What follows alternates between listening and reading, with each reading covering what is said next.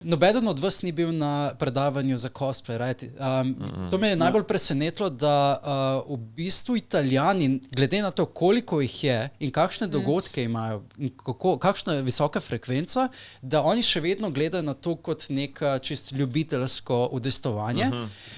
Medtem ko v Sloveniji in na Zahodu imamo pač možnosti, da se cosplayeri s tem ukvarjajo profesionalno vsaj do določene mere. Naprimer, da te povabi kakšen Cineplex, da delaš promocijo. Ne? Hrvaška ima tudi Cineplexom, Italija pa sploh ne. Ja, v Italiji sploh nimaš eventov, recimo, ki bi te povabili in bi profesionalno se lahko udejstvovali, pa računov za... Ja, Italijani nimajo niti radi angleščine, vse mora biti italijansko, ne? Nekako bolj tak. To je res.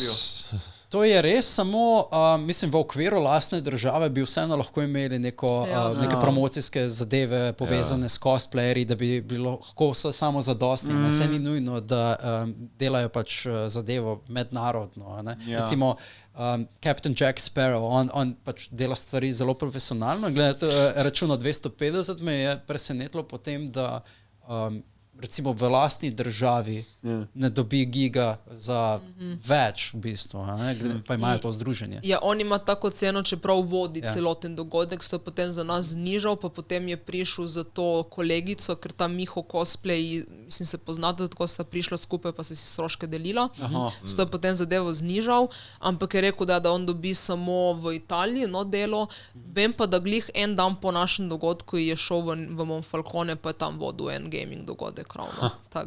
Prav voditelj. Ja, tako, mislim, to, kar sem jaz vodila na odru, dela on, ne. Ampak itak v italijanščini. Mislim, če bi njega dala angleščino, fiks ne bi vodil, ne.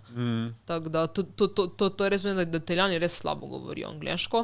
In to je isto, ker vse italijanščini. Zato tudi jaz sem slaba v angleščini, ker odraščala sem skozi z italijanščino, bila sem potem na spletu v italijanščini, ker je itak vse v italijanščini. Tudi vse medija in tako naprej je vse lokalizirano. Ne?